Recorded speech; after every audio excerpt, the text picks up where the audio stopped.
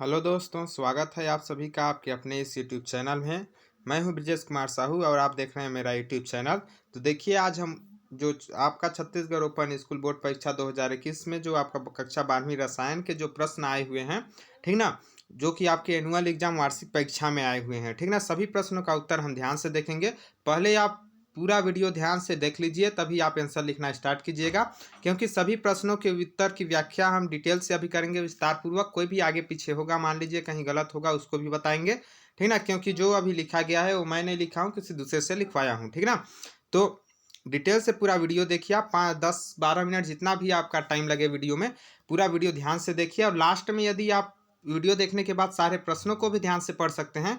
सारे प्रश्न पढ़ने के बाद और वीडियो देखने के बाद यदि आपको अच्छा लगे वीडियो, तो वीडियो को लाइक कीजिएगा जरूर।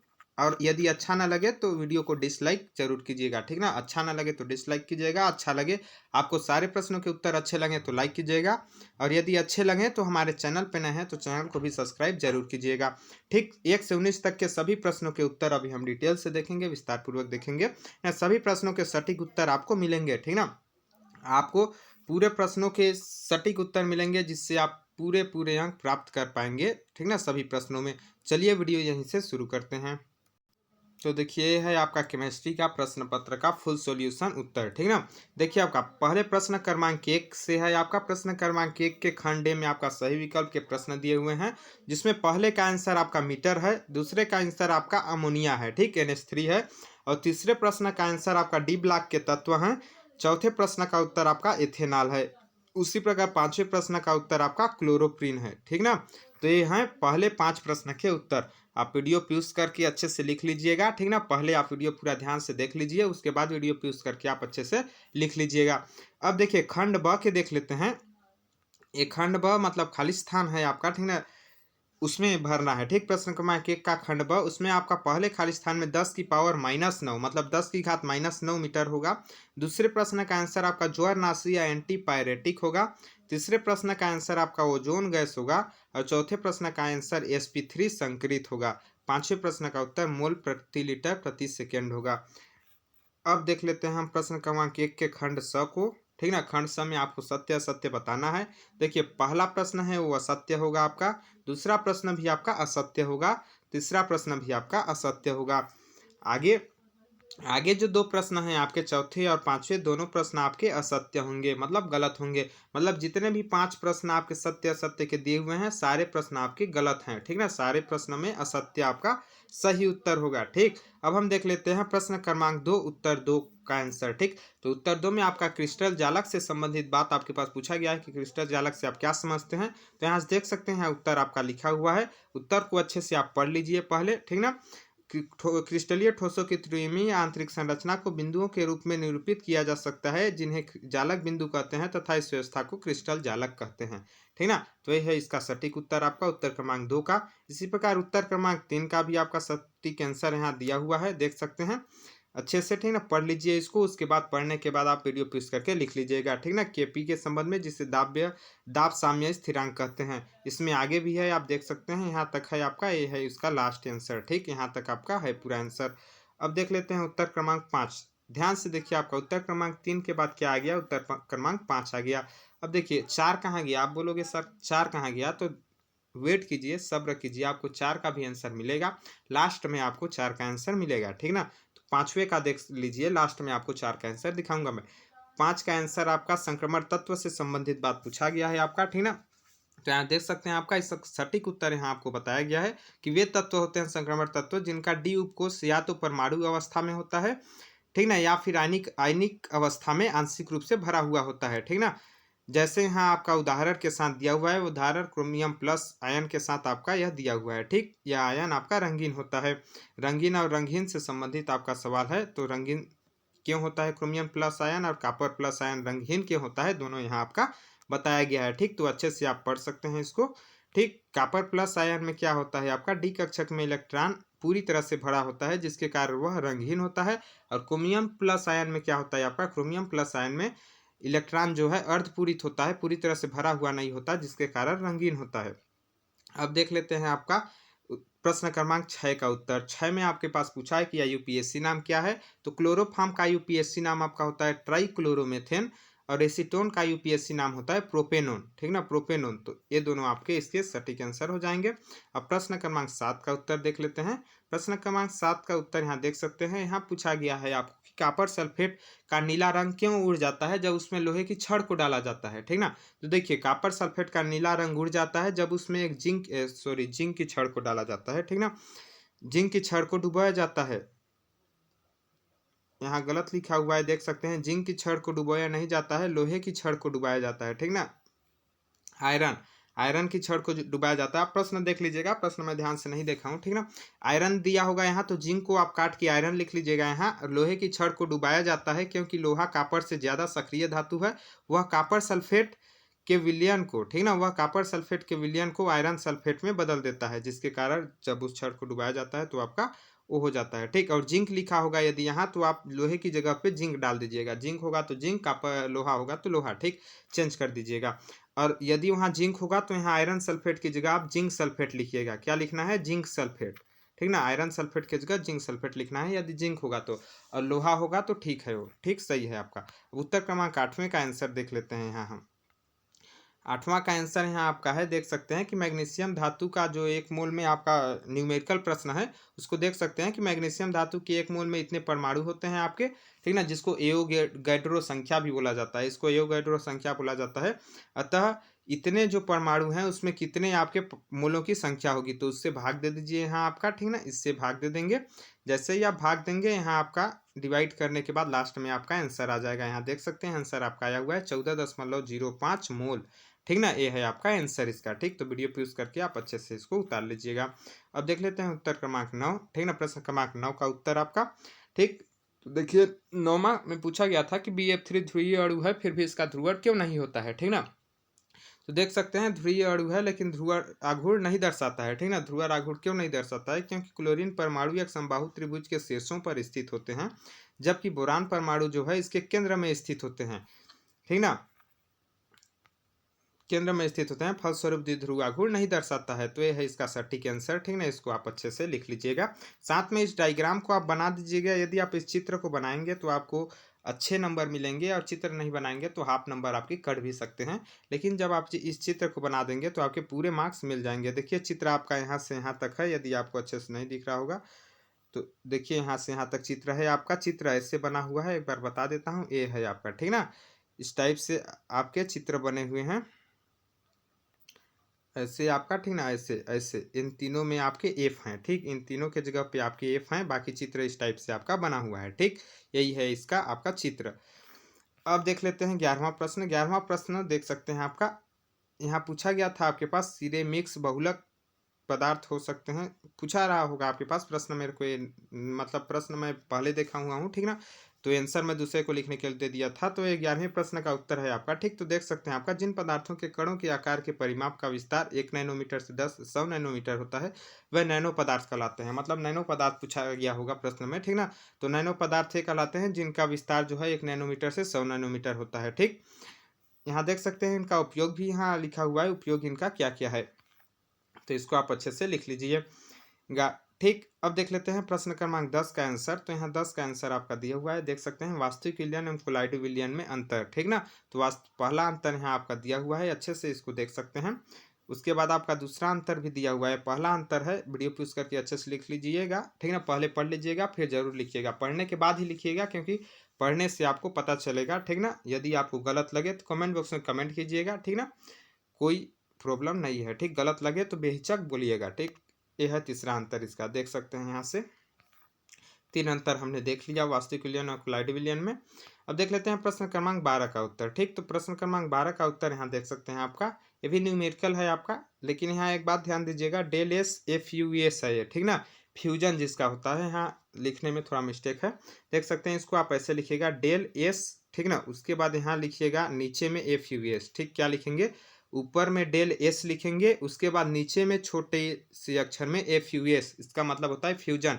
डेल एस फ्यूजन मतलब एंथैल्पी परिवर्तन, ठीक ना, एंथैल्पी परिवर्तन है। उसके बाद बराबर करके यहाँ डेल आर लिखा हुआ है, तो डेल आर ऐसे लिखिएगा। उसके बाद इसके नीचे में भी ऐसे एफ यू एस लिखिएगा, ठीक ना। नीचे में एफ यू एस लिखिएगा, जैसे डेल एस में लिखे रहेंगे वैसे ही डेल आर में, ठीक। उसके बाद बट्टा में टी, उसके बाद ये पूरा सही है आपका, ठीक। ऐसे लिखना है आपको, फिर आपका यहाँ मान रख देना है, उसके बाद आपका आंसर आ जाएगा। ये है आपका आंसर, ठीक ना। लेकिन यहाँ वर्गमूल, वर्गमूल नहीं है, यहाँ गलत लिखा हुआ है। देखिए यहाँ आपका यहाँ होगा जूल प्रति मोल, ठीक ना, जूल प्रति मोल प्रति केल्विन। क्या होगा? जूल प्रति मोल प्रति केल्विन, ठीक ना। तो यहाँ गलत लिखा हुआ है, जूल प्रति मोल प्रति केल्विन होगा आपका 109 जूल प्रति मोल प्रति केल्विन, ठीक। ऐसे आप लिखिएगा, यहाँ यूनिट आपका वो सही होगा, ठीक। अब हम देख लेते हैं 13 प्रश्न का आंसर। 13 प्रश्न में आपका वात्या भट्टी का नामांकित चित्र बनाने को बोला गया था, जिसको मैं आपको दिखा देता हूँ अच्छे से। अच्छे से ना दिखे तो आप सर्च मान लीजिएगा, कहीं भी आपको मिल जाएगा वात्या भट्टी का चित्र, ठीक ना। ये देखिए आपका ए है वात्या भट्टी का चित्र। इस चित्र को आप स्क्रीनशॉट मार के देख लीजिए अच्छे से, ठीक ना।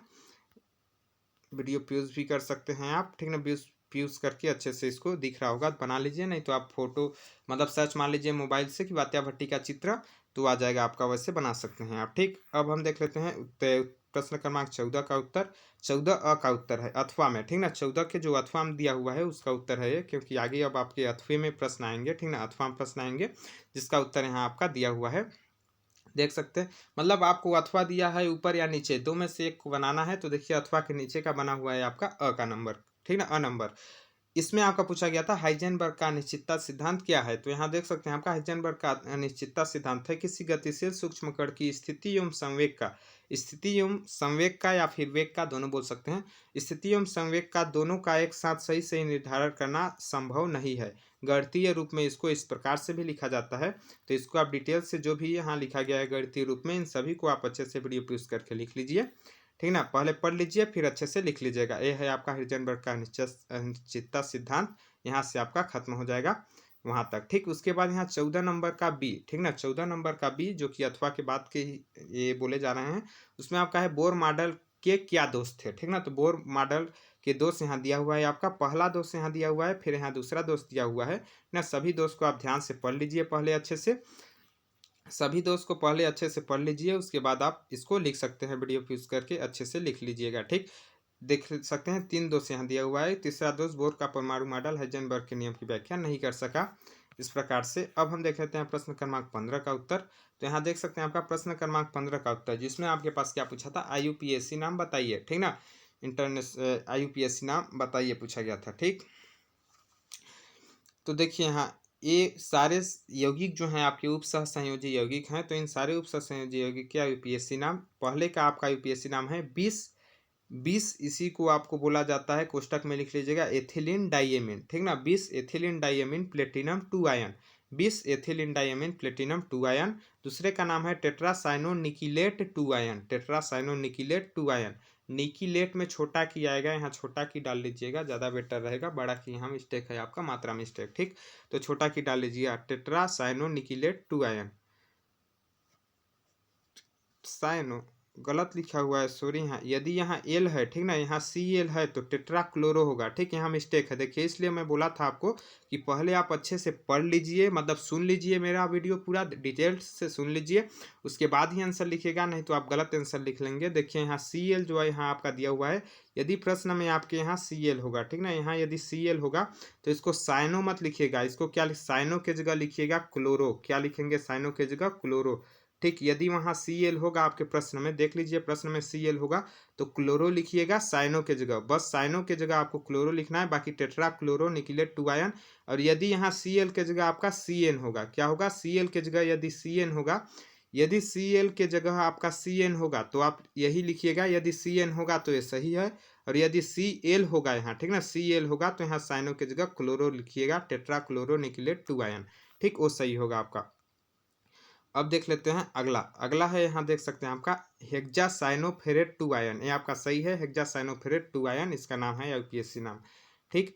आगे देख लीजिए यहाँ आपका, आगे है आपका टेट्राएमीन डाइक्लोरो कोबाल्ट 3 आयन, ये भी आपका सही है, ठीक ना, टेट्राएमीन डाइक्लोरो कोबाल्ट 3 आयन, ये आपका सही है, ठीक। इसको लिख लीजिए, आपका सटीक उत्तर आपको इसमें मिलेंगे, एक एक नंबर के हैं, एक एक लाइन के होते हैं। अब देख सकते हैं यहाँ आपका प्रश्न क्रमांक 16 का उत्तर यहाँ दिया हुआ है अ का, ठीक है ना। प्रश्न क्रमांक 16 अ का उत्तर है आपका। अधिशोषण की विशेषताएं जो पूछा हुआ है आपके पास, सॉरी उपयोगिताएं पूछा है, ठीक ना, या फिर जो भी बोले आप उपयोगिताएं या विशेषताएं। तो देख सकते हैं अधिशोषण की उपयोगिताएं यहाँ दिया हुआ है। पहला यहाँ क्या बोला है, सिलिका जेल को छोटे कपड़ों के थैलों में बांधकर औषधियों के बोतलों में से नमी को अधिशोषित करने में उपयोग किया जाता है। सेकेंड यहाँ आपका दिया हुआ है, क्रोमेटोग्राफी में विभिन्न विलियों का ठोस अधिशोषण की सतह पर चयनित अधिशोषण उनको पृथक करने में सहायता करता है। तीसरा बोला गया है यहाँ आपका कि रंग रंग रंगने की प्रक्रिया के दौरान बहुत से रंजकों के साथ रंगवर्धक उपयोग में लाए जाते हैं। ऐसे रंग बंधक रंजक को कपड़े पर अधिशोषण द्वारा स्थिर कर देता है, ठीक ना। तो ये है 3 उपयोग आपके, ठीक, अधिशोषण के। उसके बाद आपका 16 नंबर के बी का उत्तर है, 16 नंबर के बी प्रश्न का उत्तर है, यहाँ देख सकते हैं आपका, ठीक ना। बी प्रश्न का उत्तर यहाँ से आप देख सकते हैं, वीडियो पॉज करके अच्छे से उतार लीजिए इसको, ठीक ना, अच्छे से देख सकते हैं। साम्य दाब के बारे में पूछा गया है, तो साम्य दाब आपका बताया गया है लास्ट में कि इसे साम्य दाब कहते हैं। आगे यहाँ इसका डायग्राम है, इसको भी आप बना लीजिएगा अच्छे से, ठीक ना, इस डायग्राम को बना लीजिएगा। यहाँ T1 less than T2 less than T3 है, ये तापमान है आपके टेम्परेचर दाब के साथ, ठीक। उसके बाद आपका प्रश्न क्रमांक 17 का उत्तर अ का, ठीक ना। प्रश्न क्रमांक 17 में जो आपकी अ है, अ नंबर का उत्तर यहाँ दिया हुआ है, देख सकते हैं, जिसमें आपको संरचना सूत्र बनाना है। तो यहाँ देख सकते हैं आपका पहले का संरचना सूत्र आपका ये होगा 2 मेथिल 2 एमीन, ठीक ना, प्रोपेनॉल, उसका आंसर आपका ये होगा, ठीक ना। पहले का संरचना सूत्र इस प्रकार से होगा और दूसरे का संरचना सूत्र आपका इस प्रकार से होगा, इन दोनों का संरचना सूत्र हो गया आपका। अब देख लेते हैं प्रश्न क्रमांक 17 ब का उत्तर। 17 ब का उत्तर आपका है,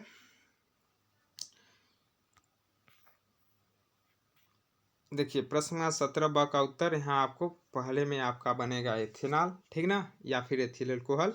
दूसरे में आपका ए बनेगा। लेकिन मैं आपको यहाँ एक बात बता देता हूँ, जो बात है क्लियर आपको बता देता हूँ कि जो दूसरे और तीसरे का जो आंसर है आपका, ठीक ना, ये कंफर्म आंसर मैं नहीं बता सकता, मतलब 100% मैं श्योर नहीं हूँ कि यही आंसर होगा आपका, ठीक ना। इन दोनों प्रश्नों के एक एक नंबर के 2 प्रश्न हैं, तो आपके 2 नंबर इसमें कट सकते हैं, क्योंकि आपका इसमें जो है आपका 60% चांस है मेरा कि सही है, ठीक ना, 60% चांस है कि सही है मेरे को, ठीक ना। बाकी मेरे को एक्यूरेट 100% चांस नहीं है कि सही है इसका आंसर, ठीक ना।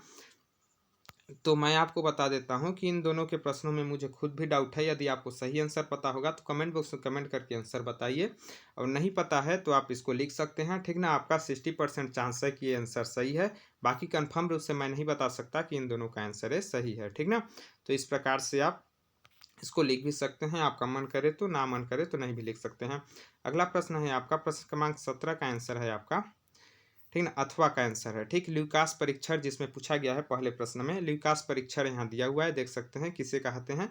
ल्यूकास परीक्षण में अल्कोहल की ल्यूकस अभिकर्मक के साथ आपका अभिक्रिया की जाती है। इसमें हम प्राथमिक द्वितीयक एवं तृतीयक अल्कोहल की पहचान करते हैं, ठीक ना। उसके बाद यहाँ बताया गया है ल्यूकास परीक्षण के बारे में डिटेल से, यहाँ लास्ट है आपका ल्यूकास परीक्षण का, ठीक। उसके बाद आपका बोला गया है आयोडोफार्म।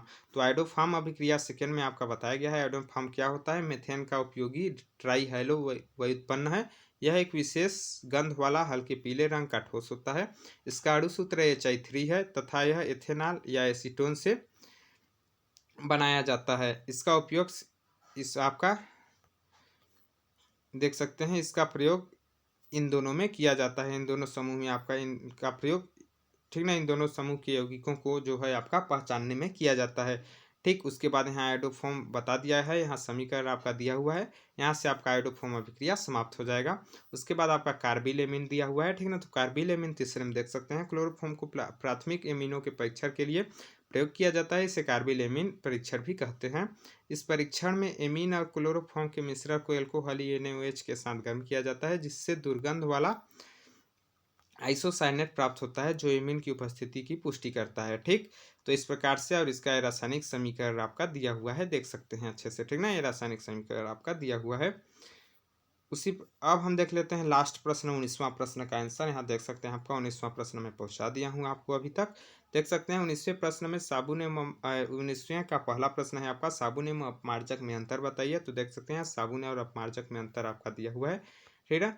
इस साबुन तो जानते ही होंगे कि इसे वसा या तेल की सोडियम हाइड्रोक्साइड विलयन के साथ क्रिया द्वारा बनाया जाता है, जबकि अपमार्जक जो है पेट्रोलियम हाइड्रोकार्बन द्वारा बनाया जाता है। इस प्रकार इसमें दूसरा अंतर भी यहाँ देख सकते हैं, आपका दूसरा अंतर दिया हुआ है, फिर आपका तीसरा अंतर, फिर चौथा अंतर भी यहाँ लिखा हुआ है, ठीक ना।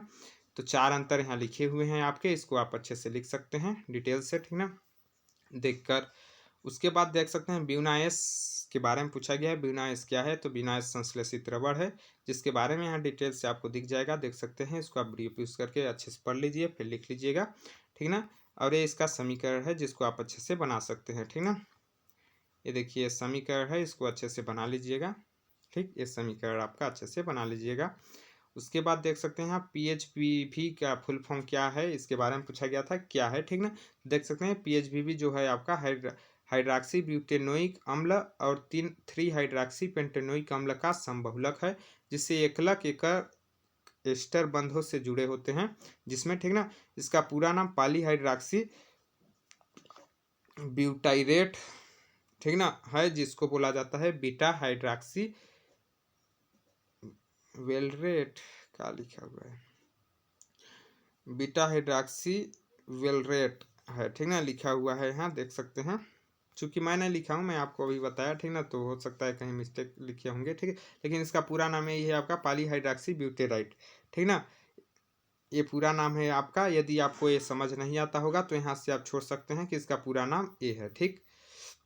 यहाँ तक भी आप कंप्लीट करके छोड़ सकते हैं, इसको नहीं लिखेंगे फिर भी चलेगा, ठीक। अब हम देख लेते हैं प्रश्न क्रमांक 4 का आंसर, देख सकते हैं यहाँ लास्ट प्रश्न का आपका आंसर, प्रश्न क्रमांक 4 का आंसर यहाँ है आपका, है ना।